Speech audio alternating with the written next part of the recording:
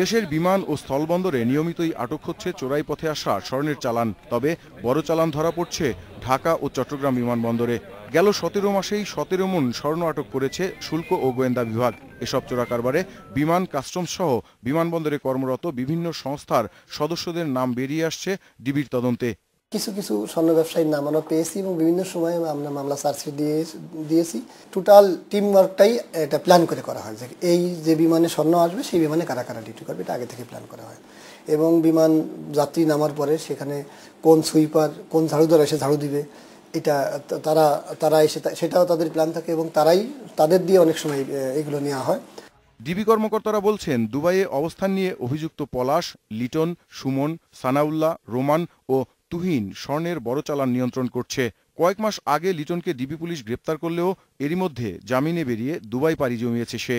সূত্র জানিয়েছে, তিনি মাঝে মধ্যেই মালয়েশিয়া ও সিঙ্গাপুরেও যাতায়াত করছেন। যখন ধরা হয় তখন মিডল ক্লাস বা লোয়ার মিডল ক্লাস লোকজনকে ধরে পানিশমেন্ট দেওয়া হয়। উপরের ওরা কোনো সময় এর মধ্যে আসে না। গোয়েন্দারা জানতে পেরেছে, চোরাচালান নির্বিঘ্ন করতে কাজ করে বিমানের অসৎ কর্মচারীরা। সদিচ্ছা থাকলে এটা বন্ধ করা সম্ভব বলে জানান নাসিমুল গনি। বিমানের যে সমস্ত লোকজন আমাদের কাছে ধরা পড়েছে, এই মেকানিক্স, তারাও বলেছে যে আমরা যদি ঠিক হই তাহলে এই বিমানের চোরাচালান বন্ধ হয়ে যাবে।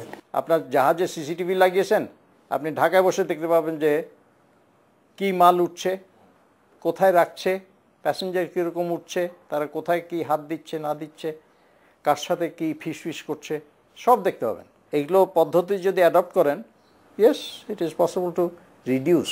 জুয়েলারি ব্যবসায়ীদের কাছে মজুদ থাকা স্বর্ণালংকার এবং তাদের আমদানি করা স্বর্ণের হিসাব নিলেই চোরা কারবারে জড়িত ব্যবসায়ীদের শনাক্ত করা সম্ভব হবে বলে মনে করেন গোয়েন্দারা। Mahbub Alam, independent news, Dhaka.